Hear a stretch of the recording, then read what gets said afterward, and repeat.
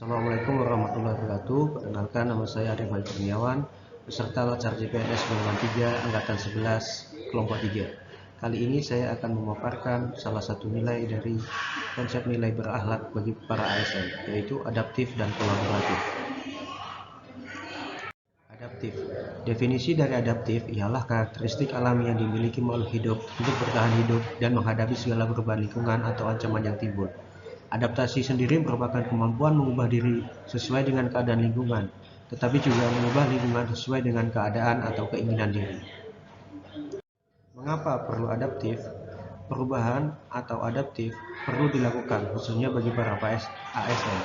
Hal ini dikarenakan karena adanya perubahan lingkungan strategis, kompetisi di sektor publik, komitmen mutu, perkembangan teknologi, dan tantangan praktek administrasi. Begitu pula halnya dengan ASN. ASN dituntut untuk memiliki sikap adaptif. Adaptif juga dijadikan sebagai nilai budaya dari ASN. Hal ini dapat dicirikan atau memiliki ciri-ciri sebagai berikut. Pegawainya harus terus mengasah pengetahuannya hingga ke tingkat mahir atau personal mastery. Pegawainya harus berkomunikasi hingga memiliki persepsi yang sama atau gelombang yang sama terhadap satu visi atau cita-cita yang akan dicapai bersama atau shared vision. Pegawainya memiliki mental model yang mencerminkan realitas yang organisasi ingin wujudkan, yaitu mental model.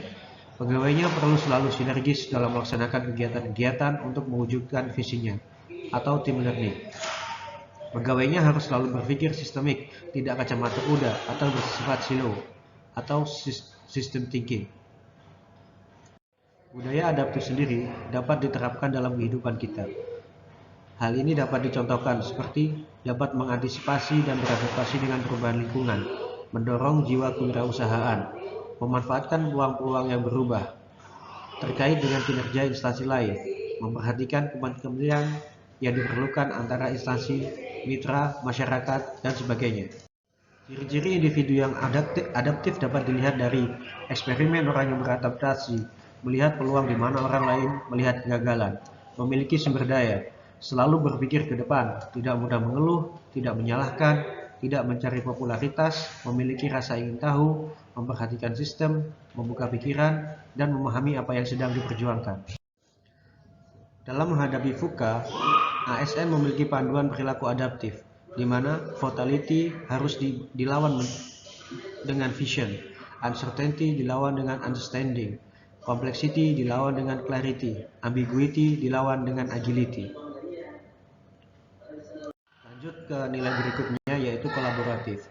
Kata kunci untuk kolaboratif adalah kesediaan kerjasama dan sinergis untuk hasil yang lebih baik. Kolaboratif sendiri dapat didefinisikan sebagai kesediaan kerjasama dalam sinergis untuk menghasilkan hasil yang terbaik. Panduan berperilaku dalam sikap atau sifat kolaboratif sendiri adalah memberikan kesempatan kepada berbagai pihak untuk berkontribusi, terbuka dalam bekerjasama untuk menghasilkan nilai tambah, menggerakkan pemanfaatan berbagai sumber daya untuk tujuan bersama. Collaborative governance. Collaborative governance sendiri bisa dimaknai mencakup kemitraan institusi pemerintah untuk pelayanan publik. Sebuah pendekatan pengambilan keputusan tata kelola kolaboratif, serangkaian aktivitas bersama di mana mitra saling menghasilkan tujuan dan strategi dan berbagi tanggung jawab dan sumber daya. 6 kriteria penting dalam hal kolaboratif. Pertama, forum yang diprakarsai oleh lembaga publik. 2. Peserta forum termasuk aktor non-state.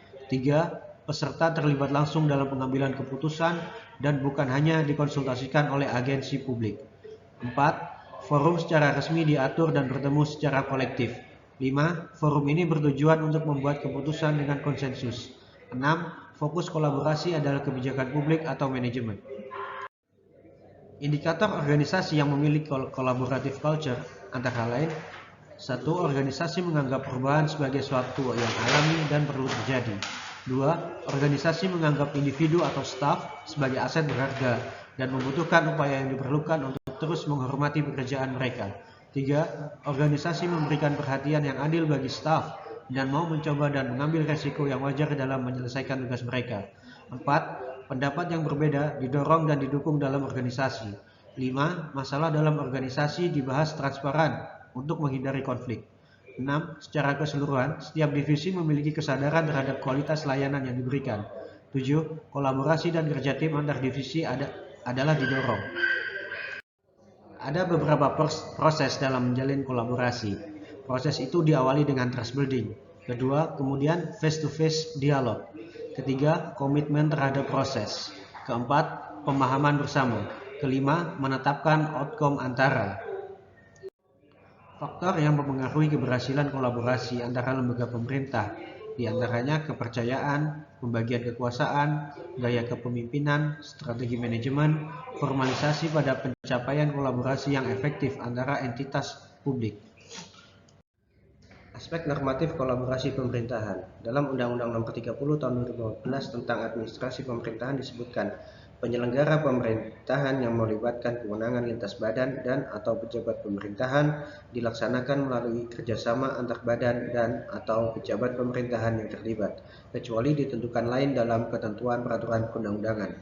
Dasar hukum inilah yang menjadi aspek atau landasan dasar bagi para ASN untuk melakukan kolaborasi, baik itu antar lembaga maupun antar instansi.